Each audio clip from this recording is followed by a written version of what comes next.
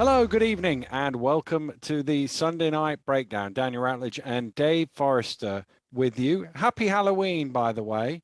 I'm only saying that because if you hear a load of noise in the background, it's the local kids of our neighborhood being scared by Maleficent as she answers the door. So, right, let's get on with the action.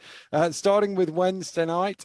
And first of all, Plymouth City Patriots 67, Surrey Scorchers 81 in the final cup game in that group. And I was doing a EuroLeague commentary this night, so I had to watch this one back. And I must confess, this was the hardest one to watch back because there was obviously nothing riding on the game. It didn't matter the outcome.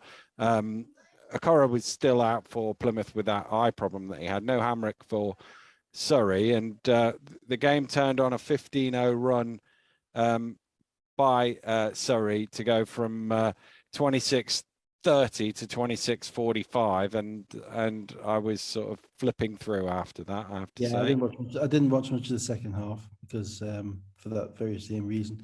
Yeah, I think Lawrence made some shots early and kind of only played about 15 minutes in this game. And Plymouth just struggle for offense. It's a week after week thing, and it's hard for me to say because it's pretty boring to tune in if you're a Plymouth fan, if anybody does, and hear the same things being said. But they play hard, they work hard, but they just don't have the ability. They don't have the players who have the track record and resume of people who are going to score 15 to 20 regularly in this league. And they're getting the ball in the right position, and they're running some good stuff, but ultimately you've got to put the ball in the basket. And eventually, they go through a drought, they go through a difficult patch, miss a couple of open shots, then throw a couple of bad ones up, then maybe turn the ball over, it's a 10-0 run. And it's very difficult when you're offensively challenged to spot any team 15 points. So I know Shelton's left Plymouth now, so maybe they're going to bring somebody else in. I don't know. You hope that they could find somebody who can kind of give them a shot in the arm offensively, because there is the structure of a decent basketball team there. There really is. LVC, Joe Hart, Denzel Lubiaro is a competitive backcourt. Yeah. But they really need something more on the wing.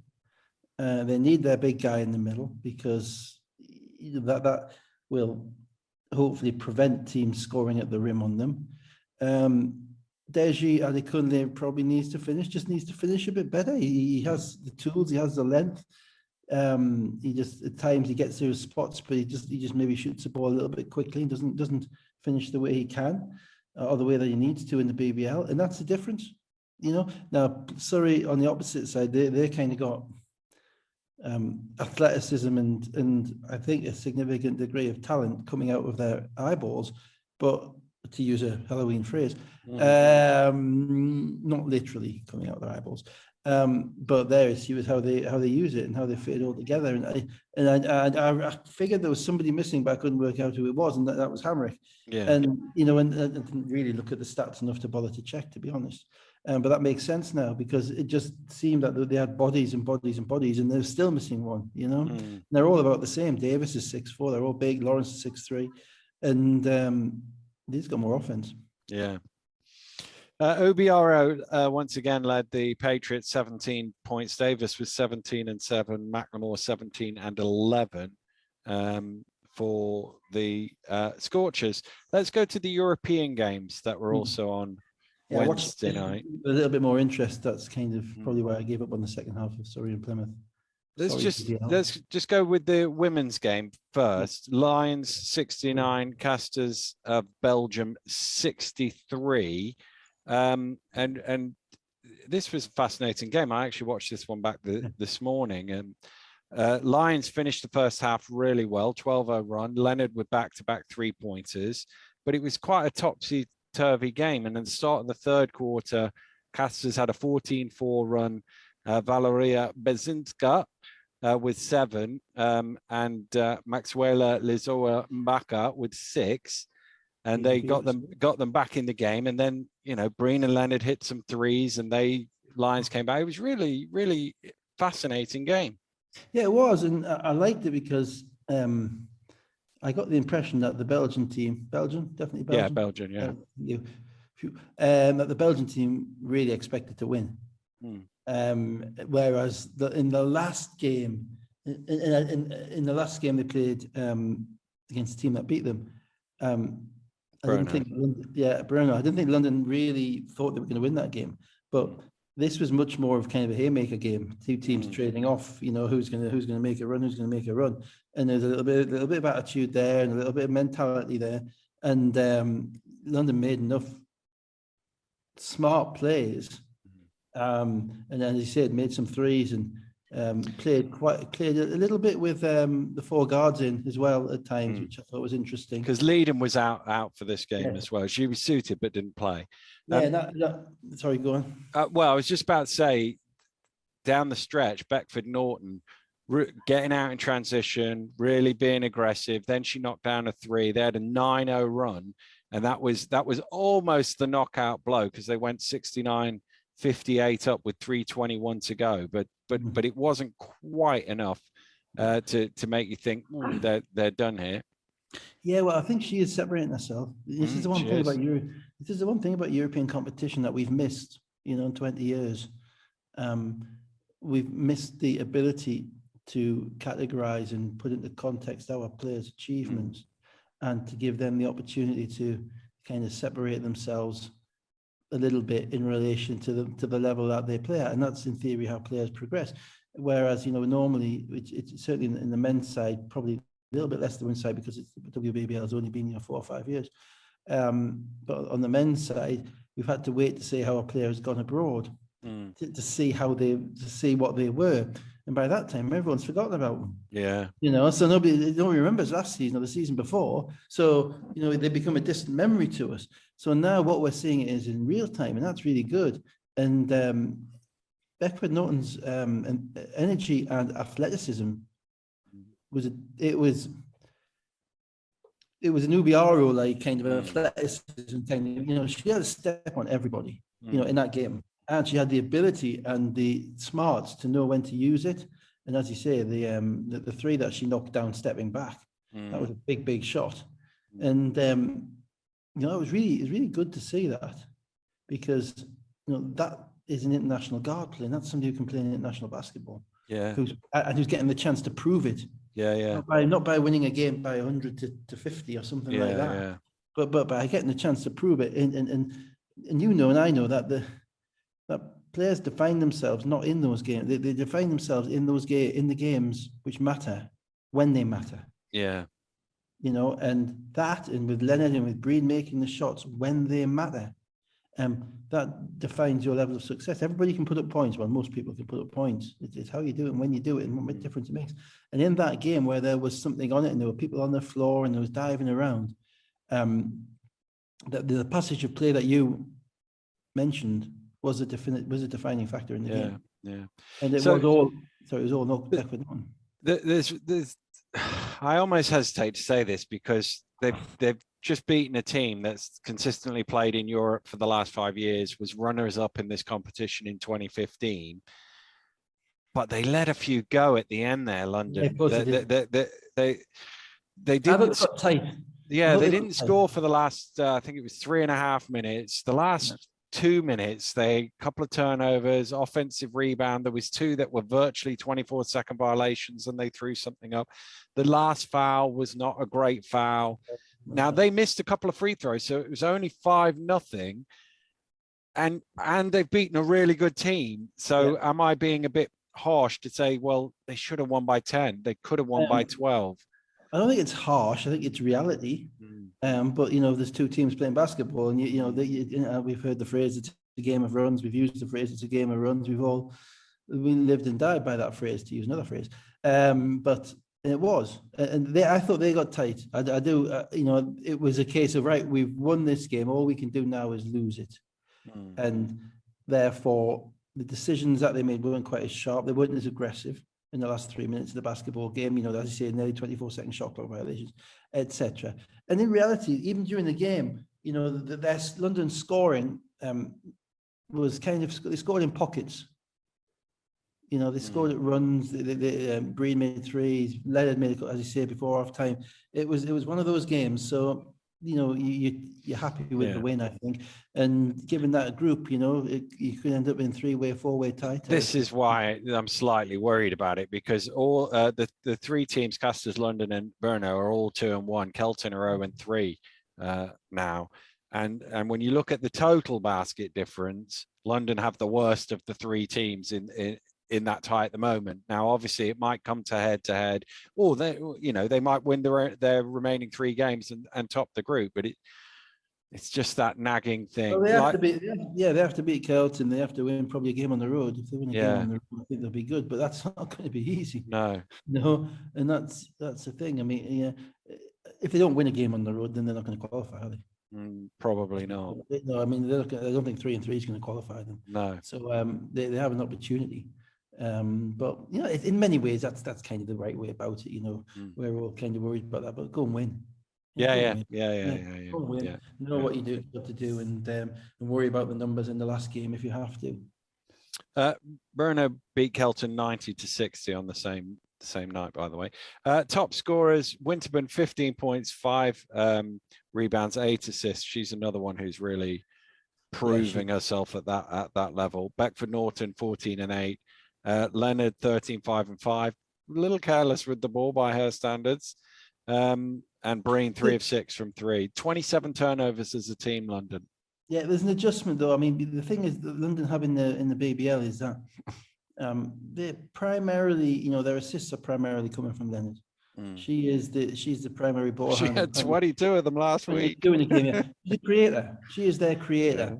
Beckford Norton, to a slightly lesser extent, Winterburn and certainly Braine are generally looking for their own. They're people they're aggressive, different ways, but that's what they're doing. Now, Leonard in the WBBL is not seeing the type of size and length that she's seen in Europe. Yeah. And her game is coming off the screen and roll time and time again and making the right read.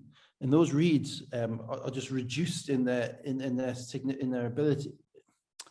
They're more complicated reads because of the length that she's facing. She can't fling it over her shoulder to the corner, knowing that there's nobody going to get there. There's a 6'4" girl in the screen and roll with long arms, and that I think can cause a little bit of hesitation, and that hesitation can then result in split second of mistake, which results in a turnover. And it's only tiny margins.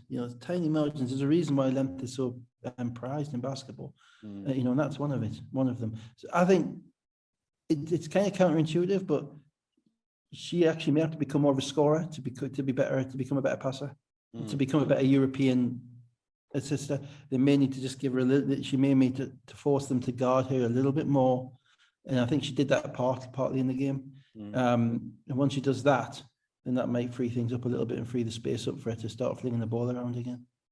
Let's move on to the men's team. Lions 91, Medi Bayreuth 81. The Germans were without Bastian Dorrit, who normally starts for them at point guard. Been averaging 6 points and 6.8 assists in the FIBA Europe Cup, which is 4th in the competition. So that's a reasonable hole in their backcourt. Experienced guy, been around, used to play for Bayern. He's been around for a while. And again, as I say, I was doing EuroLeague commentary, but my watch flashes up text messages are coming through, and people keep texting me going, Lions are dominating this. They're running them off the court. This is unbelievable. And I watch it back in second quarter. Jordan Williams really took it to them. 13-2 run. Lions got out to an 11-point lead. Yeah, and here's all these armchair coaches sitting here on a Sunday night suggesting that they need to start Marquis Teague and all this stuff. And they came out like house on fire. That Reece came out utterly the difference between what they produced on Friday at Leicester and what they produced on Wednesday against them, the Germans, is night and day. And the psychology, that's the psychology of basketball. It's the psychology of a basketball player. It's a basketball player understanding that he's got a finite amount of energy, he's got a finite amount of mental kind of focus, and making sure that it's picked in the right games and give them. absolute credit. You know, they handled that German team. They didn't. They could have won by. It was probably an 18-point game, and they only won by 10 at the end, if I'm honest. And they did it, you know, in a way which looked like it was routine. That was probably the most impressive thing about the whole situation. Reece made a couple of tough shots when they needed it. Teague made a couple of tough shots when they needed it. But they all kind of contributed. They all did what they were meant to do. And as you say, you know, again, Jordan Williams is the one that obviously we're all particularly interested in because of his history within the BBL. We know what he can do within the BBL. We want to know how that translates. He's a slightly unique type of player because he's only 6'6", but he's probably 6'6" wide as well, you know, because he's the way that he plays. And seeing him be a handful for people down low, you know, just like he has been in the BBL for the last 5 years, is really encouraging for us. It's really encouraging. I never felt that London would lose. No. Just watching it with, as I say, with diminishing interest in Surrey v Plymouth as it went on, basically. Credit again to Vince and the coaching staff. You know, they didn't get all funky with the rotations. They stuck with basically the lineups they like. The Lithuanian guy, Majauskis, is a player. Yeah. Not particularly great college resume, but you know, he knows the game, he knows how to play. And he's, you know, you have to say that at this point in time, the GMs did a great job. They're very well constructed, a very well constructed roster in relation to playing at a slightly higher level than we used to. Now they have the two, obviously they got the 7 foreigners playing, which helps in European competition. It makes it, but yeah, they have to be good in any event. Yeah. They're a little bit, they're probably 20%, there's a 20-25% drop in the BBL when they don't have Teague and Majauskis, and they're going to have to rely on some of the British guys being ready to play. And they may get caught out a little bit with that. But I don't think beating Bayer means that they're going to walk away with the BBL. No. But I'm really impressed and really encouraged by what they've done. Yeah, they're really good. So they had a 9-1 finish to lead by 16 at half time. Martina Soldiers cut the gap, and they had 17 in the first 5 minutes of the third quarter to cut it to 6. But then Majauskis with 5 points, the line's back up to 12. And fourth quarter was, well, the first 9 minutes were really comfortable. Yeah, I mean, the first 5 minutes, I mean, you're reminding me now, the first 5 minutes of the third quarter, I was waiting for a timeout because they scored at will, the German team. And I was thinking, you know, the ease at which they were scoring was concerning. And you think if you don't put a kind of your foot down on this now, then it could snowball. But, you know, this is probably where the European game with and the talent level that they have with the, you know, with the 7 guys, 7 foreigners and Jordan Williams, basically, that talent level allows them to play through that, you know, because they know that they're going to score as well. They know that they can say it's the opposition's run, and rather than panicking and throwing everything out there and getting funky and changing lineups and stuff like that, they were sure enough in themselves, and then they've got a couple of stops, a couple of run-outs, and suddenly it's a 10-point game. And the advantage of that is that you've taken the other team's best shot. Yeah. You know, when you've taken the other team's best shot and they're not in striking distance, as you say, that's when the game gets, everybody kind of knows the players have a comfort level. When the players have a comfort level, they play better. And if they're comfort, as opposed to if they're stressed or think things are going out wrong or the coach is doing something wrong or whatever, that's when they become aggravated and they lose their heads and then they make silly mistakes and the game and it snowballs. So yeah, it was really, really good. Really good. I mentioned it with the women as well. Lions outscored 7-1 in the last minute. And I mentioned Dorothy wasn't playing. I read an interview with him on FIBA's website where he said, at the end, I think it's good we only lost by 10. Yeah, so yeah, it was an 18-point game. It probably should have been an 18-point game. But London now have to have the benefit, of course, of a 3-0. Yeah. I don't think it'll affect them. I don't think it'll affect them because they'll win the other 2 games. But could they lose by 11 on the road in Germany? Possibly, and then you might end up second instead and 1-1 and against them. I don't know. It is a certainly. Yeah, the other thing you have to remember is that these are basically European neophytes. the London players. Yeah. Even American. And I don't know what the rule is this year for the BBL in Germany, but before the pandemic, the season before, they put in a rule where you had to have a minimum budget of 3 million euros, and you had to have €250,000 sat in the bank as sort of like cash. Now they suspended it for the pandemic, and I don't know if they brought it back in, but it goes to show, it goes to show you roughly what they're working with as the baseline. And that won't be, and that won't be the every team just getting to the minimum either. No, it's not at all. No. Beyond the minimum. Absolutely. And so this is why I say the London team's been very, very well recruited, because that's not a €3 million team. No, it's a little bit more than the BBL team, and a lot of London's money is no doubt been spent on the travel and the 4-week European tour they did before the season started, and just moving 16 people around there when you're not working with EasyJet or Ryanair, moving them around Europe in a comfortable way when they're basketball players and they expect a certain level of competition is not cheap. But no, I mean it's verifying, really.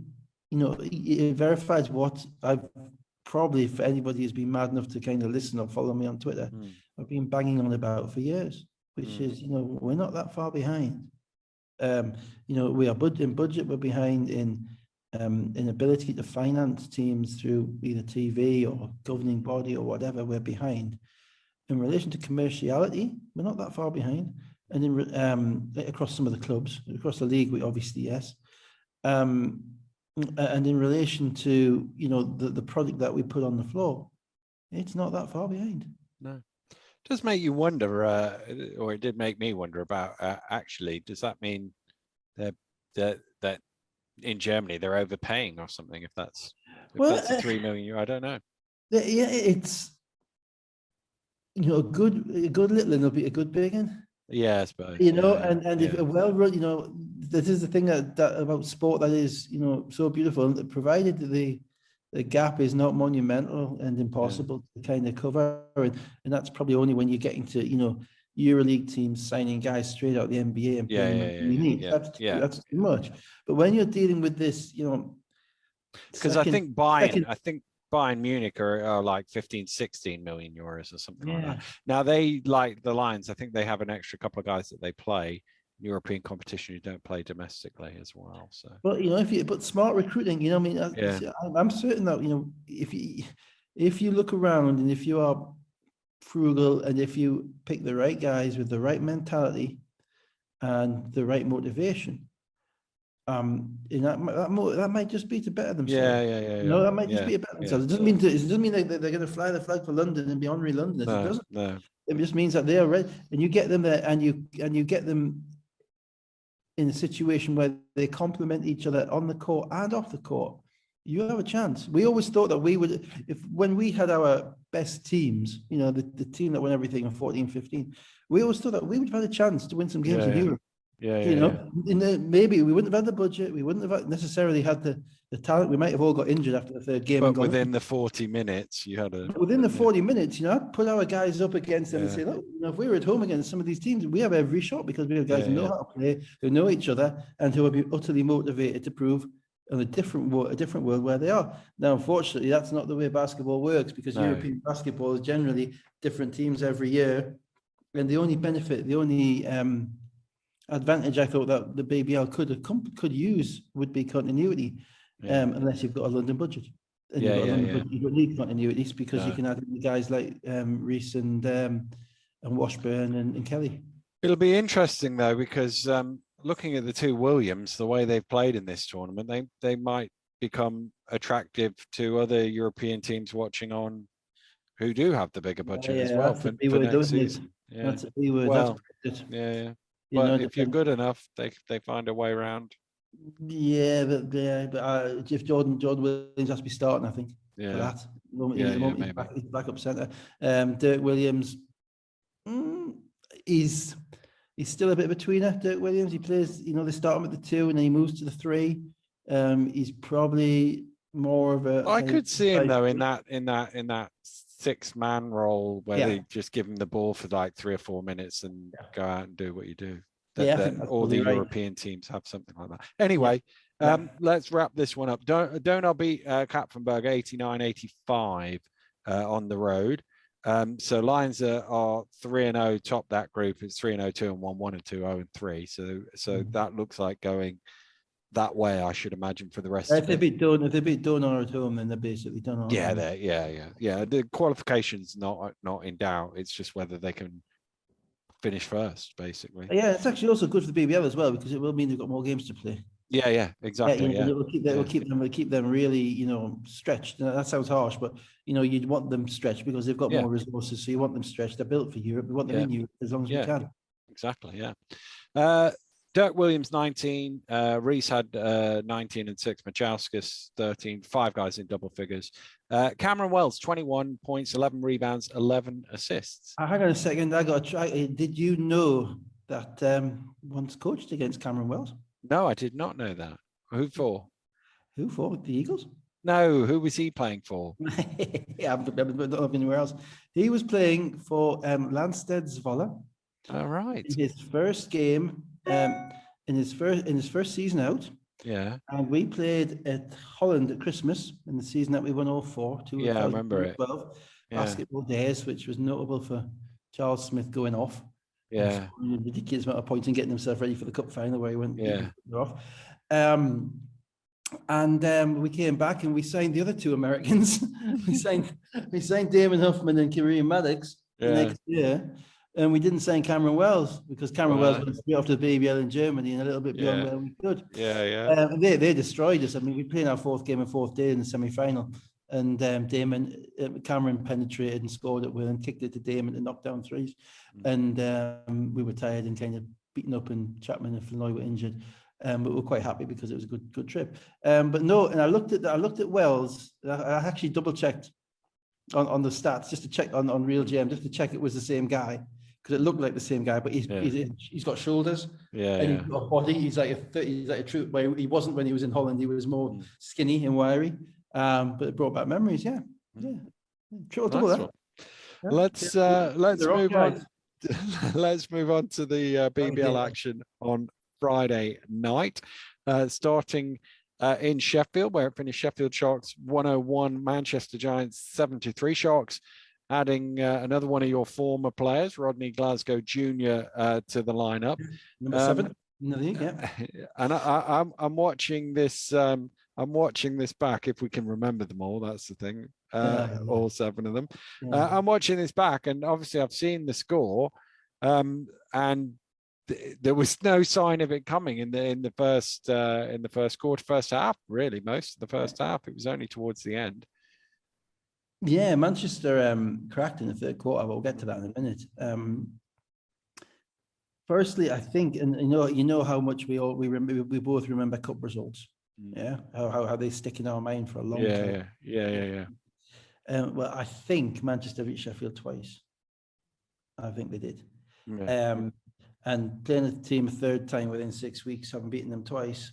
Yeah. Well, you're coming off a win against Glasgow, a 40-point win in Newcastle. If I'd been a bit sharper, I would have figured that one out before. Yeah. Particularly when you're dealing with a few new guys in a team which has got a lot of pieces. But Manchester looked so good. Yeah. What surprise? It was an interesting game because I watched the first half of Leicester Newcastle with you guys on Sky. Then I kind of double watched the second half of both games. And I went back and watched the first half of Sheffield Manchester. There's a few things that struck me. The first thing was the first couple of plays of the game were really interesting from kind of a coaching perspective. Sheffield threw the ball into Bennett Cook twice. Bennett Cook had gone off, for I think the first 8 points of the game last week. Yeah, that will be the game that Manchester had scouted. They went to him early. He scored. Manchester sent, they've got Dan Cloud guarding him, so they're not dealing with a lack of size here, right? And they sent an immediate double team twice. Twice, Bennett Cook just pivoted, threw it over the top, and picked out his guys, I think Williams and Ratino for layups. So at that point, I'm thinking, hang on a minute, Bennett Cook's, he's a solid post player, but he's not Leonard Stewart. He's not a guy that you're thinking we can't defend this guy one-on-one. At least we're going to try, aren't we? I mean, really? Dan Clark has been around a long time. If Dan Clark can't defend Benny Cook the first 3 times down, then there's a bit of a problem there. And I think Manchester's problem throughout the whole game with defense, because they were civilized. They really had no resistance anywhere, and they got beat every which way, which was worrying for them.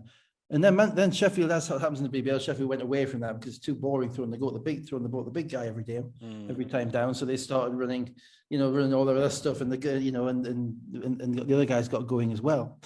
But they look ready, and Manchester's starting 5 is good. They really scored the ball at will. They spaced the court. Armstrong got to the rim. McKnight got to the rim. Clark spaces the court, and they have a continuity of playing with each other, which is evident from when you see it. What then happens, though, is that they haven't just got 5. They've got 10 or 11. They played 10 in this game. They didn't play in Ragboso, but they played 10 guys. And this is my stat Claxon moment. Go on, then. Because I thought I'd go back to my A-level statistics. And, if you have 10 players, that gives you, I'll just check this for absolute certainty to make sure I'm right. That gives you 252 separate combinations of players. Okay. On the court. Now, if you have 11, there's 452 separate combinations of players you can put on the court. Comparison, if you have 7 players, 7 players, 21. 8 players, 56. Okay. So that's now obviously half of those combinations you're never going to put out. You're not going to put out 5 guards. You're not going to put out 5 centers or anything like that. No. But even so, that gives them an enormous amount of people, enormous amount of options in relation to finding 5 guys who are playing well together. And they're starting 5, which is pretty much set now, which is Steele, Armstrong, Anderson, McKnight, and Clark. Offensively, really, really good. Difficulty is who's going to come in and when. Is it going to be Hudson coming in early for Armstrong? Is it going to be Whelan coming in early because he didn't really play much in this game. He only played 5 minutes, so he never got into any rhythm. Is Lewis going to be the backup for Clark, or is it going to be Artisan, or is it going to be no Basso? And I thought they lost a little bit of offensive rhythm, and they didn't have the defense to survive that in that game. No. And in the second quarter, they scored 5 points at the beginning and the end. And in between that, they only scored 6. And Sheffield were just whatever, really. They were as smooth as you like. Well, they were getting whatever. I mean, out of all the Manchester players, you would say that Jamal Anderson is a League 5 defender. The rest of them, they got it to prove, and I include Dan Clark in that. Just because he's played at a high level, he has to be able to prove he can stop people just like everybody else. They don't have a shot blocker, and that hurt them because Sheffield are really, really good at getting to the rim. And what then kind of tipped the balance was Rodney, Glasgow, because Rod stepped up, and it was his first game, and he was ready to play. He was ready. He had obviously been sitting. Guys who've been pros who are sitting down waiting to play, they generally come in with a bang and make an immediate impact, and he did. He came in, and what he is a guy who can shoot off the dribble. I don't think Manchester had a scout report for them by the looks of it. And he added, 8 points around that break, and then that just kind of kept the flow going for everybody else. Williams is a scorer. Williams is just a stone cold scorer, and we got to basically defend him with 2. You've got to defend him with 1 on the ball and 1 under the rim, and say, right, if you're coming straight into all these bodies, you're going to run into me and charge, or you're going to have to throw a pass to somebody, or more likely he's going to chuck up a bad shot. If you try and defend him 1-on-1, you've got a problem. And then they got good contributions from Joe Mazzulo and Del Pesh as well. I don't think Mike Tuck played much at all in this game, didn't need to. And the beginning of the third quarter was the moment. Giants made a couple of threes, and you thought, maybe they've sorted it all out at half time. But then there's a 5-minute spell. They only scored twice. Sheffield scored 20. And it's 73-49 game over. And it was a run, and again, but it was at the other end because I think Cook actually scored on Clark a couple of times 1-on-1 in the post. And then Manchester started sending a late double team, which was probably a better strategy than an early double team. But I'm still thinking, Bennett Cook, you've got to be able to defend him 1-on-1, at least to start with.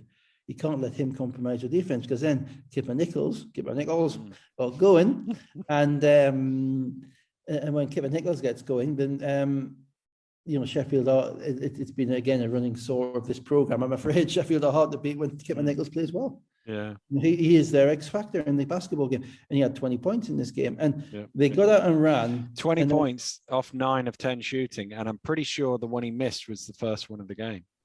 But yeah, it was interesting. The interesting thing from a coaching perspective was the problems, and I come back to those combinations I'm talking about.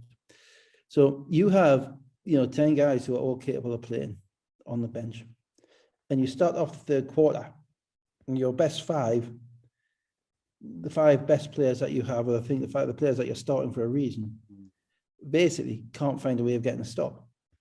McKnight, I think, showed a little bit of showed me for the first time just a little bit of frustration.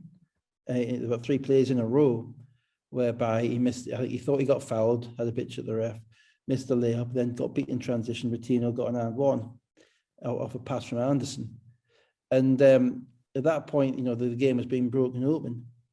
And you've got, and the problem you've got as the coach is that you really still, even though McKnight is screwed up, he's still one of your best players. Yeah.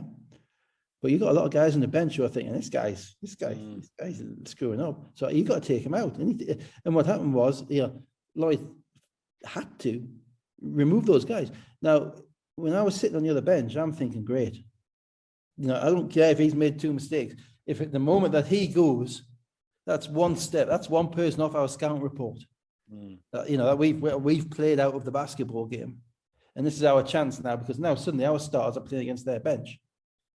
And whilst their bench is good, they're going to need time to get into the rhythm of the game. Our guys are flying, and they haven't got. And whereas when you have 7 players, you only have 6 or 7 players as a coach. Instead of subbing him, you get the option of sitting him down and bollocking him. Yeah. Basically, and saying, look, we need you. We got this can't work. You can't play like this, whatever. And I'm saying McKnight, but it could have been a couple of the others as well. I don't want to just pick on him because he's had a great start to the season.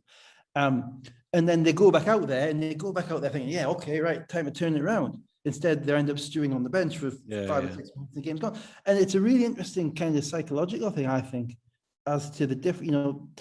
Fans tend to take the view that, we've got this guy, we've got that guy, we've got this guy, we've got another guy, we've got 11 guys. Well, we've got he can play. We're bound to win everything. But the answer, there's 5 players on the court, there's 1 ball, and they all have to believe that they are integral to the team winning. Otherwise, they're not going to give up their unalloyed best effort. They're going to think they are, but they're not. It's very difficult to do that, to kind of stretch that. The benefit is that always at the other end when the injuries come. But it's hard in the BBL, at the speed the BBL played, to run those 10 or 11 guys and to make those decisions. And I think they lost out a little bit in this game on it, because it became a rout. Well, Sheffield led by as many as 38. We mentioned Nichols 20, Anderson 14 and 9, Delpesh had 14 in 18 minutes, Williams had 13, Glasgow had 12, 4 or 5 shooting, 7 assists in 24 minutes. I mean, great numbers all the way across the board. Manchester's top scorer was actually Saunders, who played 16 minutes off the bench for 13 points.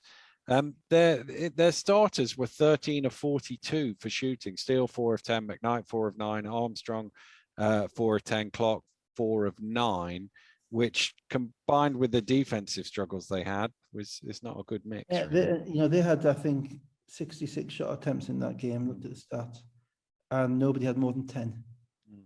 And that's difficult because you're looking at everybody coming in and even playing short minutes is getting their shots up, which means that that's great from an equal opportunities perspective when you're flinging the ball around, against Newcastle's under 19s, and everybody's getting the shot that they want, and you look great. And I thought they looked great, and I'll stand by that. They looked like a team that knew exactly what they were doing, knew exactly how to do it.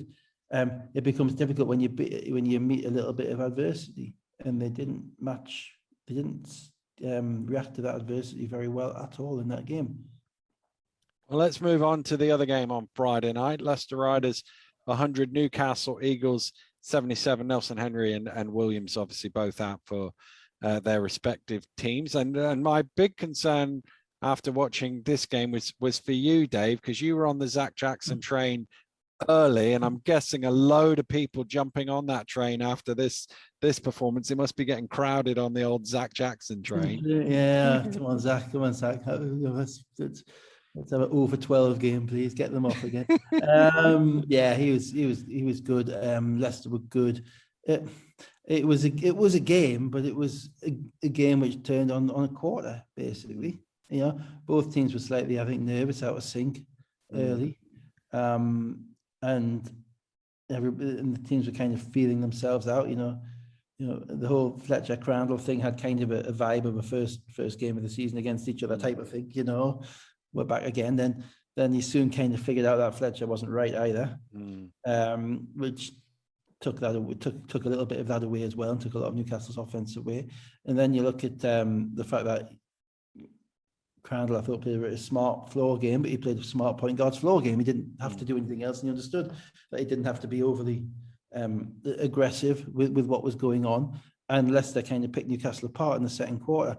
But the thing that struck me in the second quarter was that you look at the numbers and you look at the stats on it all, Newcastle got into foul trouble, and their depth really wasn't up to playing at that level. Leicester, you know, and it's something that's gone out of this game, out the game a lot. Leicester did a great job of picking matchups. So they went at Tembe Bantu. You know, Gino Crandall went at him. They went at him, and Connor Washington went at him. You know, I remember when we started attacking Connor Washington when he was a 20-year-old kid. You know, you'd go at him until he do it, and so Crandall would post him up and he'd throw the ball around or whatever. They were willing to play off Daniel Johnson-Thompson, you know, which really kind of stuffed up Newcastle's offense a little bit. And at that point, I think Newcastle had Pearson on 3 fouls, which hurt them because Pearson's plus minus was good. But the big thing was Defoe. Defoe picked up his second foul 8 minutes to go in the second quarter. He never got back in the game in the second quarter. I was surprised about that because Newcastle's defense without Defoe was, you know, to call it porous is probably an understatement. You know, there was nothing. If you look again, you can go through the numbers on it all, but when he is there next to Shelton, I think they're pretty good. When they've got an American to come in, obviously at that spot, and I think good one apparently. Well, I wouldn't know. And I think that their whole season is dependent. I say the whole season is probably a slight exaggeration, but a significant their ceiling certainly in the season is dependent upon how well the new guy and Shelton are able to defend together. You know, because Shelton can play in the BBL certainly. You know, he's a guy who's for all his peccadillos and for all his eccentricities, he's putting up numbers. And he has what appears to be a good work ethic and a kind of a positive attitude around the team. I was surprised that, you know, with Defoe out for with only on 2 fouls, I think you have to put Defoe back in the game at that point because they ended up with, I think, Yabantu and Johnson-Thompson in the game for the last 2 minutes. When it was a 10-point game, it became a 16-point game. Well, that was the thing. I remember I was talking to Drew on commentary, and I think it was a minute to go, and it was an 8-point game. And I said, if you put 4 points, just 4-0 finish to either team, you know, 4-point game versus 12-point game, it looks totally different. And actually, Leicester went 8-0, so they went in 16 up in the. I think that was lineup. You know, that was lineup dependent. You know, Newcastle obviously they were down Williams and an American, so they're down 2 guys anyway.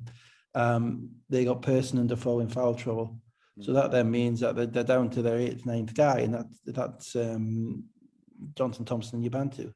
And I'm not saying either of them did anything wrong, but Leicester knew they were out there. Yeah, you know, and it's a difference playing in cup games, you know, where you've got 6 guys and you're just playing and you're just doing what you can, to getting into the kind of the white hot environment, the first game on Sky TV, where the opposition is going to try to exploit you. And I thought that's what they did.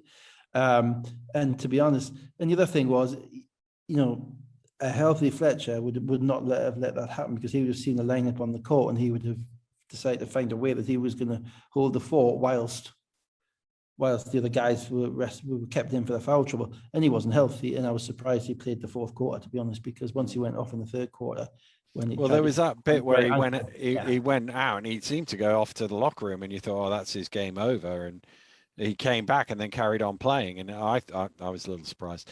Second half, Leicester without Loving, because Loving had injured his ankle in the game. So, and they're obviously already without Nelson Henry.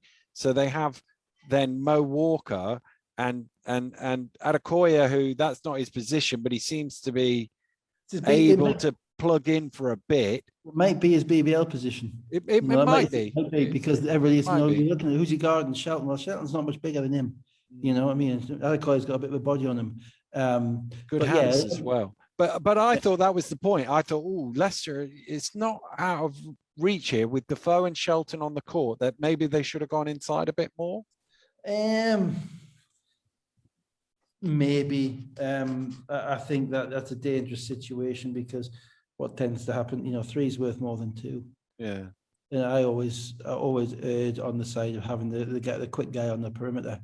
It's all right, you can battle your way downside there for 2, and the other team can send help, and you can clog up your spacing, and then you go down the other end, and Adekoya steps out and makes a 3, or whoever. At one point, Zach Jackson was playing the 4.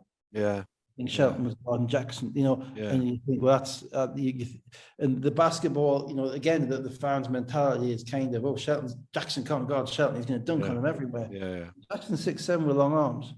Right, I'm more worried about the fact that Shelton can't get out there and defend Jackson on the 3-point line, because 3's worth more than 2, and Jackson shoots 45% 3-point shooting, and Shelton doesn't know how to defend that, because that's not what he does.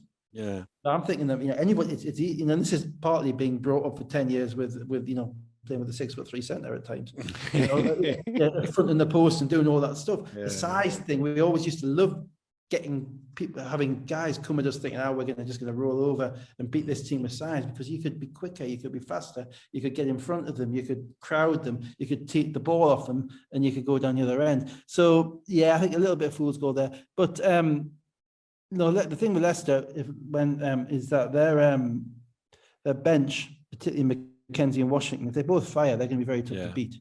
Leicester shot the 3 really well. They missed a couple late on, but they were over 50% for most of the game. They got good 3s, Dan. There's one thing about shooting the 3.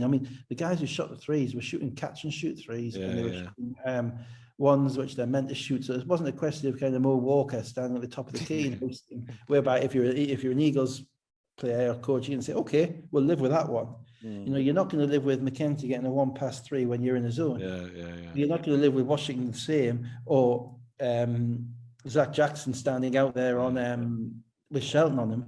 They shot 50% because they got a good BBL player is going to make 60 or 70% of his wide open 3s. Yeah. The only reason that the numbers are 35 and 40 is because they're not all wide open. Yeah, McKenzie was 3 or 4. Jackson was 4 or 5 from behind the arc. The Eagles didn't really make any inroads as the game went on.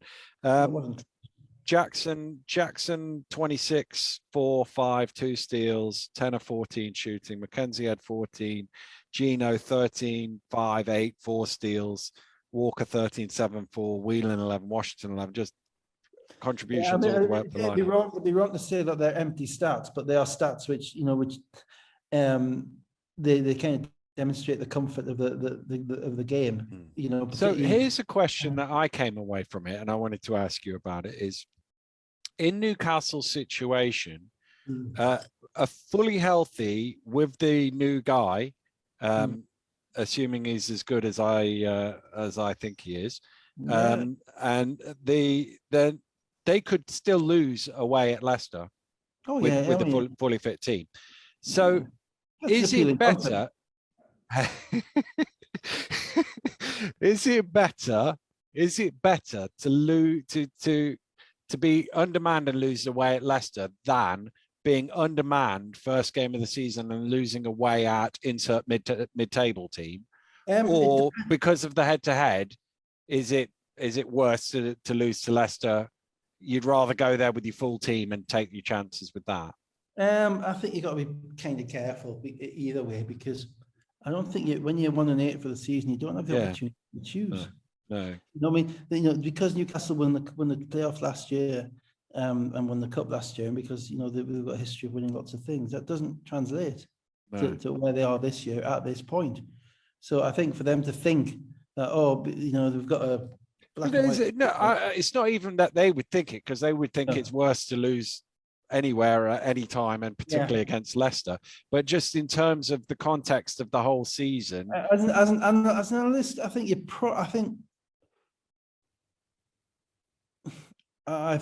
have to value the head-to-head games. I really do. I remember if I'm going back 10 years, the Mersey Tigers beat us and we finished second in everything. One of the reasons that we didn't win the league that year we weren't actually that far behind Mersey when all the games were stacked up. But the first game of the season, we had to go down to the Liverpool Arena, and Trey Moore was held up on a visa, and we couldn't get him in. It wasn't our fault. We couldn't work out why. And we had a couple of the young guys playing because we had a couple more injuries, and Aaron Nielsen was playing that game as well. And I remember Tony G was literally wound up for a battle that day. Yeah. Instead, he got a team which basically wasn't ready to we were almost resigned to the fact that we weren't right. Yeah. And that everyone we're going to do as well as we could, but we didn't think we were going to win the game after about 15 minutes of the game. And we just had to chalk it up. And that game, whilst it it was a game which, it was a victory for Leicester, a victory for Mersey, which was fully deserved, but it had a significant impact later on. And to the point whereby the league was still in doubt with a game to go in the season.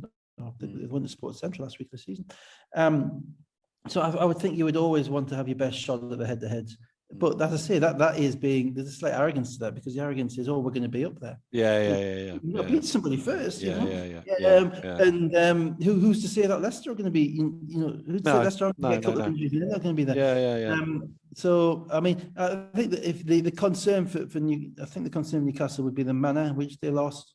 And as I say, it's not even, to be honest, for me, it's not even the fact that I didn't have two guys. They need Ramon to be right. That team isn't going to win things without Ramon being right. And he's not right yet. No. And he played probably. He missed going left. What? I don't think I've ever seen that before. Well, that's because you start thinking about how you're going to land. Yeah. Your mind isn't on all the things that everything that your body's done trained itself to do for the last 20 years is now not operative, because there's an external factor which is impacting it. And the fact that he wasn't right, and he's still there, he's still out there battling away. They need to get him right. And if they get him right, then they might start beating teams. They've got Surrey and Plymouth coming up this weekend. That's critical. They need to win those games if for these things that you're talking about to be relevant. Yeah. They need to beat Surrey and Plymouth this week. If they don't beat both of those teams this week, then you're looking at why are we worried about Newcastle's head? True. No, that's the point. Well, we've done the hors d'oeuvres now. Let's get on to the steak course, which was the game that anybody listening last week will know that Dave was looking forward to the most, the big cup decider down at the sports park. And actually it was an entertaining game. Surrey Scorchers 84, Bristol Flyers 85. No Lawrence, no Gilchrist, no Jacob, no Miller. Yep. Which might show you what the game means. Flyers 17-1, Delpesh 8. They got out to a 15-point lead, and then Teo and Kalen was hitting threes and cut it back, and it was up and down. This is it just me, or does it seem to you that Surrey are permanently behind? Yes. They are permanently behind in games. And yet you never feel in the games that they're permanently behind. You never feel like they're out of it, particularly at the sports park. And I'm just trying to think of the last time I think, Surrey got out to it. Surrey's up by 12. Surrey got up to a start against Courtmark's a proper team, against a team, going back probably even to last year as well. For whatever reason, there's I don't know if it's an execution thing or an energy thing or whatever, but they struggle early. And yet they have the ability to score in bunches. And The other thing I would say fast about forwarded to this game. That's the yeah, other thing. yeah. I'm about to fast forward to it Yeah. now myself as well. The other thing I think about them is they always seem to have close finishes, Yes, particularly at the sports park. They always seem to, even though they do get behind, they always seem to get all the way back and Remember, down these the two overtime games that we've lost there. Yeah, absolutely. Quincy down too. the stretch. Davis hits a couple of threes. Hamrick has a score, and suddenly it's a 2-point game, having been down 11 late in the third quarter. Well, they're down 10 with 3 minutes to go. Yeah. It was a great run again at it, and then it was a bit of a free throw thing. Bristol go 2 for 4. Robertson makes 2 of 2 in between, and then 30 seconds to go, Martel McLemore ties the game 82 apiece.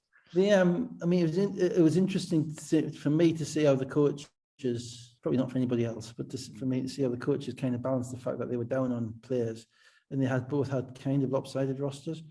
And I thought the run that Surrey made with 3 minutes to go was a direct consequence of the lineup that Bristol had on the court, because they had Rogers, Delpeche, and the centre, whose name escapes me, the American centre, Simmons. They had them on court at the same time, which means Rogers was kind of defending the 3, Delpeche the 4, Simmons the 5. And obviously that's because it didn't have either Miller or Jacob. And that allowed, I think, Surrey to get some shots off on the perimeter. And Davis is probably number 1 for intriguing players of the season so far. He has, he's an action player. There's everything going on around him. It's the 3rd time I think he's celebrated and had one and missed the foul shot. So he really needs to, celebrate after he made the foul shot. He can do a lap of honor then, because he made a 3-point shot with a minute and a half to go, I think, bringing down 3, and then he got fouled. And by the time he got back to the foul line from running around the sports park, he missed it. He was too tired to make it. But he has something. I mean, he has a game. He has the athleticism, the aggression, the mentality. I'm not sure he's the easiest guy in the world to play with, but he's intriguing. But having said that, when it came to making the big play with 30 seconds to go, he gave the ball up. So give him credit. He threw it to McLemore. He saw what he saw. He had the defense slant towards him, and he pinged it across the court to McLemore. Now I get onto my kind of BBL referees rant. Actually, good and bad, to be fair. I'm not going to them. I thought they missed 2 charges in the last 50 seconds of that game. Both by Surrey players on Bristol players. And the first one was a push off by, I can't remember, I think it may have been by Davis, which ended up with a Bristol player flying across the floor. That was probably 50-50. The second one, the McLemore player, I thought that was a charge. I mean, I watched it about 3 or 4 times, and Ed's looking at it, and I think it may be because he just moved himself off to the side at the last minute. That's why I called it a no call, because he kind of caught him just a little bit as opposed to catching him flush on the chest. But that would be, and Andreas took it quite well, but I would have been quite wound up with that, actually. I thought my player was there, he was stood there, and I thought he got run over. Martel made a tough shot though. And just as an aside, my biggest bugbear with refereeing in the BBL, the only real bugbear I had with it when I was around was that the decisions that they made in relation to block, charge, flop. Particular flop. I hate flop. I hate the flop call. I don't have it in the NBA. I don't like it here. I don't think the referees are properly equipped to judge how much, to a nicety, how much contact there has been, whether a player was 6'4" or 6'5" is run over by a player who's 6'6" or 6'7" is deliberately falling over, unless it's absolutely egregious. I think it's an impossible thing for a referee to call. And I think referees get a little bit defensive in relation to thinking that players are conning them, and players generally aren't. I mean, occasionally, we've all seen the really obvious ones, but the ones where there's real contact and there's flops are called because, I just don't like it. Anyway, so I don't think refs call, I think they call far too many illegal screens in relation to kind of little bits of touching 35 feet away, and then very little in the way of offensive fouls when people are ploughed over going to the basket. That's my, sorry refs, sorry whoever, if any of you listen to this, call more charges, less illegal screens, more fun that way. And we like the charge. The best thing is though, the charge calls, you get the fist out. You get the big whoa. You get everybody's up and screaming. It's great. Your man's taking a charge. He's on the ground giving it something. You can win trophies on the basis of charge taking. Reward the guy who stands there to get knocked over. That was always my best skill in basketball. Reward that guy.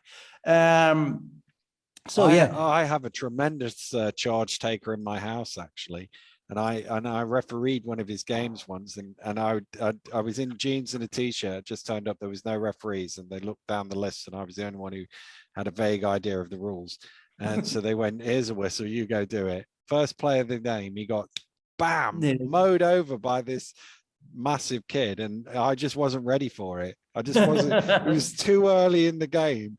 And it was one of them where about 5 seconds later, I went, actually, that was a charge. I should have called that. He was giving me grief.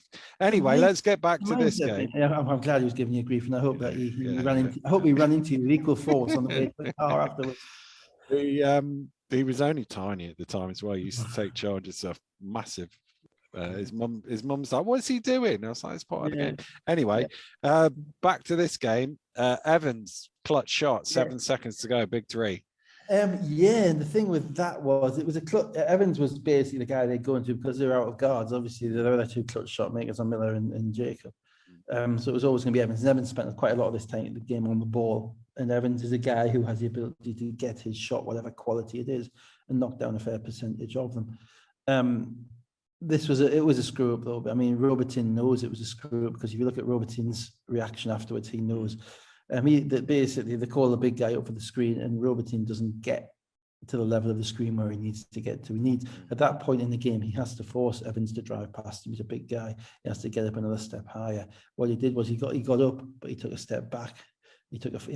Relying on his length, and when he jumped to challenge a shot, he had a foot on the foul line. Now he's a big guy, but he's too far, too much distance. That is not the guy that you give up the 3 to. With limited seconds on the shot clock. Basically, what you do at that point is you get up there, you force him to drive past you on the left hand. The whole of the rest of the team is under the basket waiting to take a charge. And the worst thing he is going to do is throw the ball to a corner to a non-shooter. That is what it has to be. And to be fair, I give Robertson a bit of credit because he knows that. He watches the video back. He's shaking his head. He's annoyed with himself. He's frustrated, whatever. But credit to Evan, he still got knocked down the shot. Yeah, he did. And and then now this is a bit where I get to make friends with BBL refs. Go on then. Because on the return, the ball gets thrown in bounds, and they need a 3 to tie. And Martel comes off, catches the basketball, takes 2 steps to his right, pulls up, drains a shot. His foot is probably an inch on the line, probably half his foot maybe on the line, maybe a quarter of his foot on the line. Keith Williams absolutely on it, absolutely on it. From the moment, look, you can see as he's going up, he put his foot. He knows what he's looking for. He stood there. The signal is clear. 2, no one can argue with it.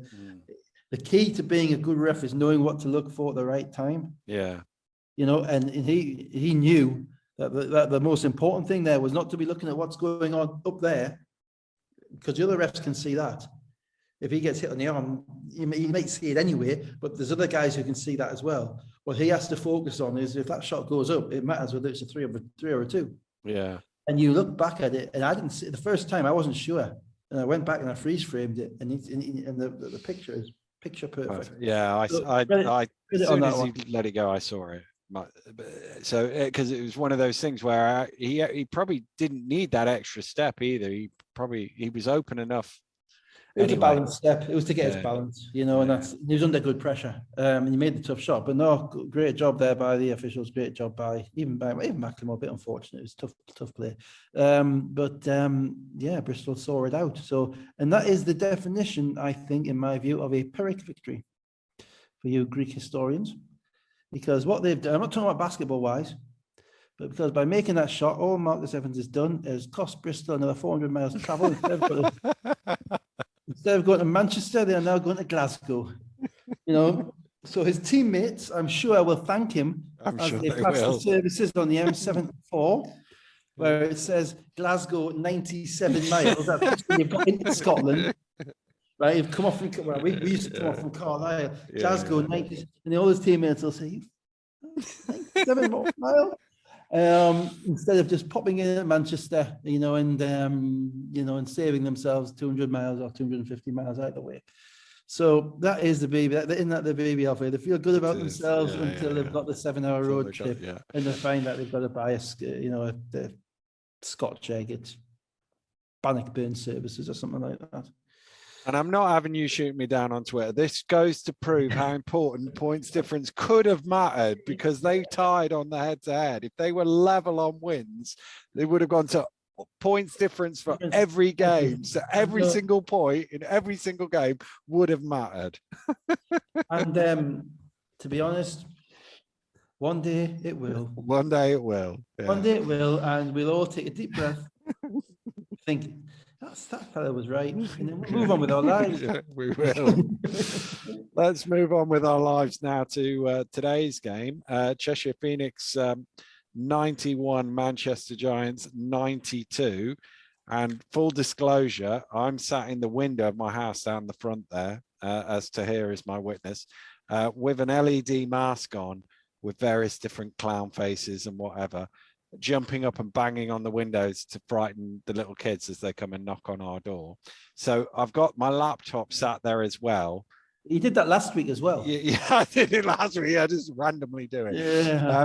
So I was slightly distracted by that, but this was a thoroughly enjoyable game watching through my slightly foggy mask. Yeah, absolutely. I think it was. It was enjoyable to watch. It was. First of all, Mockford back, Jules Dangakodo out.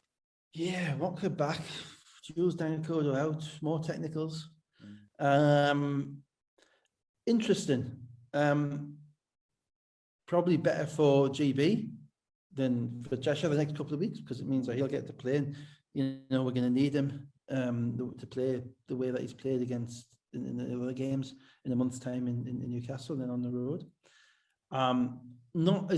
Not as great a kind of a change of ceiling signing as I think has been made out. Ben, he has games where he goes off, but he has games where he doesn't. And he also, I think he only averaged probably 9 or 10 a game last year. So it's not a massive kind of upgrade in relation to that. They clearly felt that for whatever reason, they weren't getting what they wanted out of Jules Dangakodo. And obviously Ben Mockford's available and they know him. So they're comfortable with what they've got. And he will win them some games. No question about that. But there's also a tempestuous element to him. And we saw that today. Yeah. He got one tech. And to be honest, if Steve Ellis had looked at him, could easily have got straight ahead. There were certain referees in the league, I think, who would have given him the second one, because after the first one, even Mike was saying he needs to get him off the court on commentary. And to be honest, it's a bit of a concern that's your first game. Because your first game, it should be about kind of fitting in and getting the lie of the land and working out where you're at. It's not for you. Other guy, the rest of those guys have been there for like 6 weeks going through the battles. It's not for you to come in and take on all the battles for them. You got to find your place in the group a little bit, because it's not the same group that they had last year.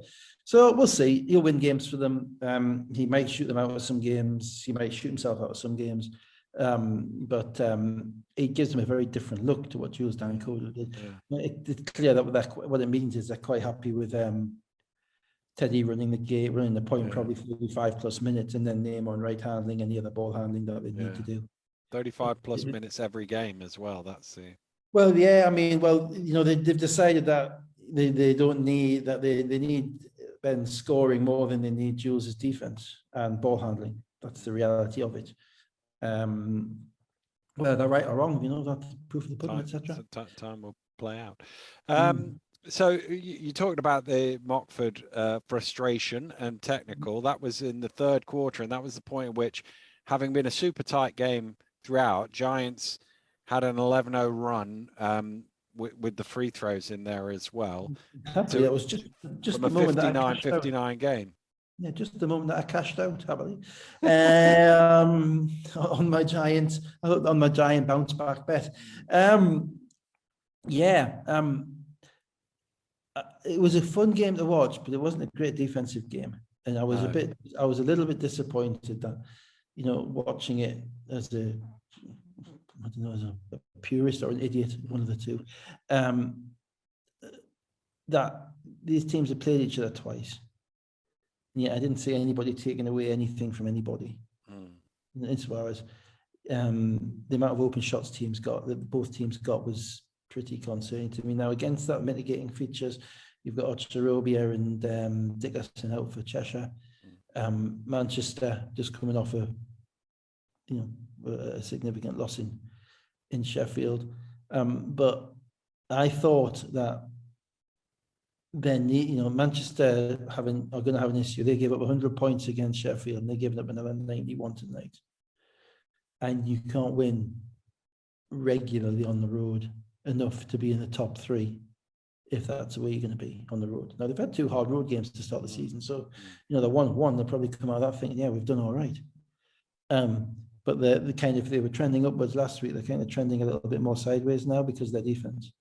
And it's for instance, Cheshire, Armstrong, that starting 5 from Manchester is so potent. They got Josh Steele going early, curling and getting good shots, and they get the ball at the corner, and their spacing is pretty much perfect for a BBL team with a playoff Dan Clark at the top.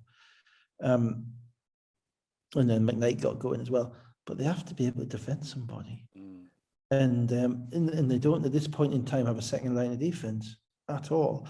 And also, I didn't discern. It's very hard. It's hard sometimes because you want to get matchups right. You want to get a player that can defend. So where's Jamel going to go? Okay, Jamel goes there. Who's guarding the next guy? And in reality, they needed Jamel to be guarding 3 of those guys tonight. Because at one point McSweyn got going. Name on right. You would probably normally start him on Name on right and say, look, why don't you take Name out of the game? He don't score, we win. But then, McSwiggan got going, then Teddy got going, and watching Teddy come off a screen and shoot his 3-point, come off the screen, right hand dribble, and nobody there, and just able to drain a 3-point shot like there's nothing there, which are the shots he makes time and time again. You're thinking, how's that happening? That's from Manchester's perspective. From Cheshire's perspective, it's kind of exactly the same. Manchester are a little bit harder to guard, but I didn't think Cheshire did a very good job of it at all. Neither did the commentary team, to be fair. No, to be fair, Mike is a man of few words and very few of them positive. But no, he's right. He was right. Yeah. He's right. And the frustrations with and they talk about frustrations with the refereeing here and that. That's because they're not guarding. If you're out of position, you might get ref. There wasn't many solid defensive possessions where you think that guy's made a play. If Levi Bradley caught the ball, he was scoring. If McKnight got 1 open 3 at the top of the key, he got 4 or 5. And that meant that game, it was one of those, we talked about, it was a 4-point game at half time, which was basically nil, because a 4-point game in a 50-50 game is nothing. There was just nothing hard. And that for the third time they've played each other, that worried me for both teams. You've got to decide who's going to beat you. And they got a little bit better at defending Armstrong by the end, and we'll get to the end in a minute, but there's some interesting lineup decisions at the end in the game. Let's spin it forward and get to the end. So it was, as I say, 11-point lead, 59-70. At the end of the third quarter, Teddy Okarafor and Levi Bradley cut it to a 5-point game. Then McSwiggan hit a couple of threes to start the fourth quarter, and the Knicks are back in front 76-75. And I missed those threes because of the cursed Halloween. So, but then it was bucket for bucket, really, right down to the end of the game. Yeah, it had the feel that the team that has the ball last is going to win. From about 4 minutes in, it wasn't quite that, but it wasn't far off. The interesting thing, though, for me was that, as I say, I'm going back to those 252 lineup variations again. Lloyd Gardner took the point guard out at the end. Armstrong wasn't in the game. Is it Armstrong? It's Armstrong. Yeah, Anderson, Sheffield, Armstrong, Manchester. Anderson, Armstrong. Both sound like they've been, the welding companies in Newcastle, but there you go. So he ended up with a lineup, probably last 4 minutes of the game, of Steele, Anderson, McKnight, Clark, and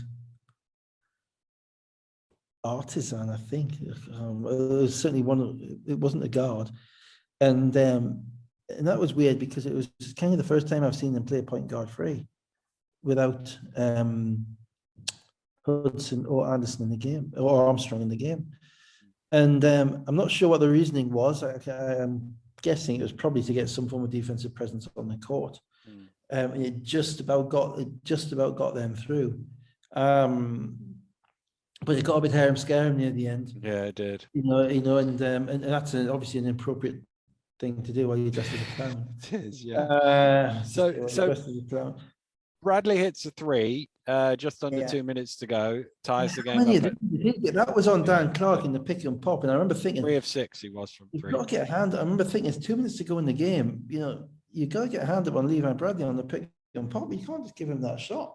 And I just thought Manchester looked a little bit discombobulated, and you know, Clark got another technical in this game. He looked a bit frustrated as well. He did look a bit frustrated.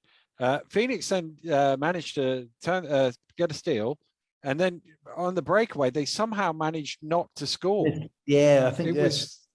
They blew a layup, and then Carey kind of blew the fumble over the top. Yeah.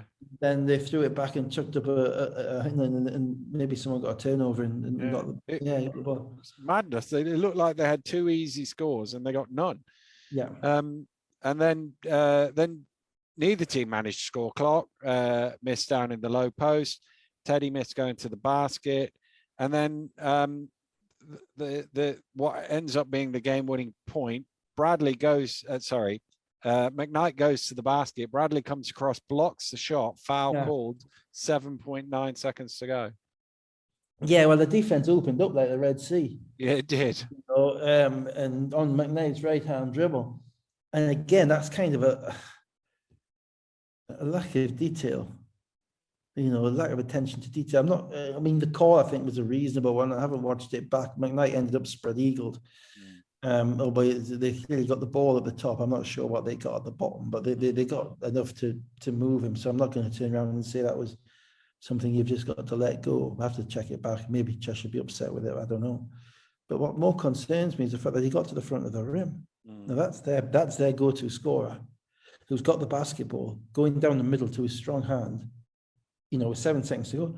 That's about the worst thing that can happen if you're Cheshire.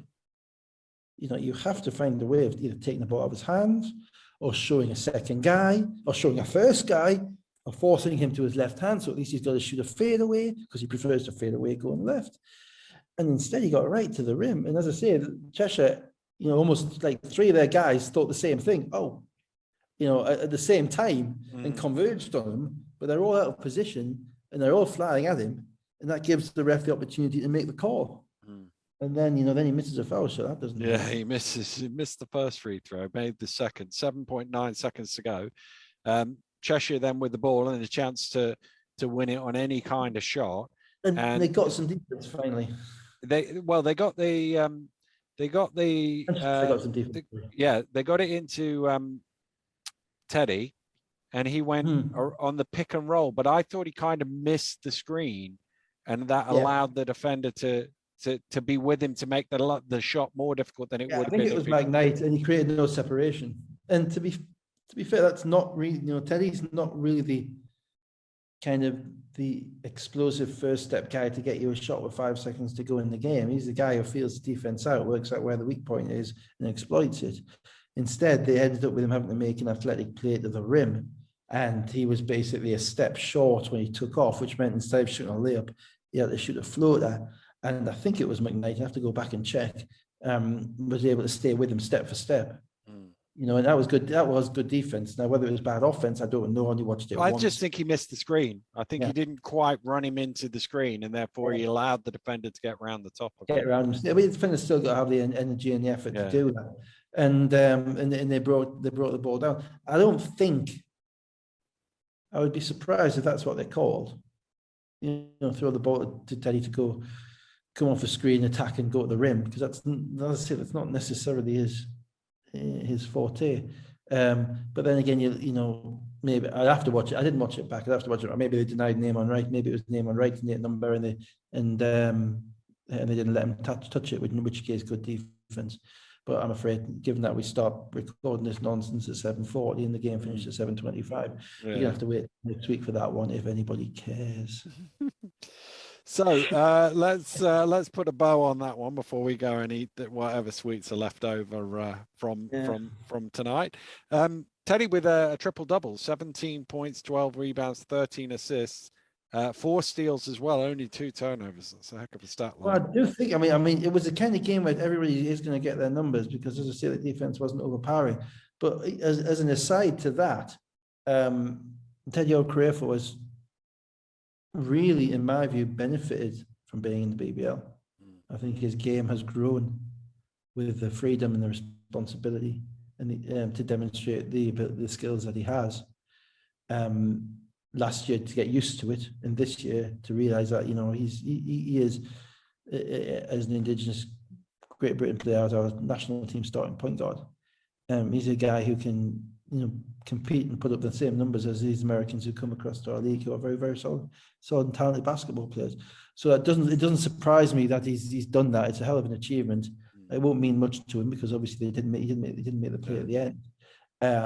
But it's really encouraging that, you know, our starting national team point guard is playing. He's playing big minutes. He's having responsibilities, and he's able to. And he had 28 last week as well, and he's showing us something that probably wasn't allowed to show when he was in Greece or in all those other leagues, where he's basically just got to get the ball over half court, play solid defense, and throw it to somebody. Yeah. And so, you know, long may that continue. The benefit of Brexit. Bradley, I make 25. claims about that. Yeah, Shall I make claims about that? Because yeah. you know, there's a lot of people saying there's a lot of things that really aren't. You know, we haven't got any. You know, obviously we've got sewage in the rivers. We've got no petrol, which is at least better than having sewage in the petrol tanks. But we got fish war with France and all that. But you know, we're developing better point guards. So I'm beginning to think that, you know, maybe this Brexit thing's been getting a bit of a raw deal. Bradley 25, Wright 24, McSwiggan 15. McKnight led the Giants with 24 points, and Anderson had 14. Steele, had 16 as well. Armstrong 12 and 10 assists in all of that. At the end, that was interesting. They're still figuring stuff out. They are. So that will do it for this week. I promise no Halloween stuff next week. I won't be screaming at little kids before we are banging on the windows. I will have set you on fire before then on Friday night. Indeed. So we'll call it a night there, but have a good week and we will see you again next Sunday night. Goodbye.